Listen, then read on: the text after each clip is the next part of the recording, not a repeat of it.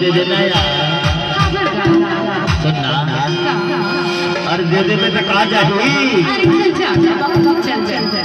सुनना ते करहनी गाँव के टूरा मल्ल से दे दे।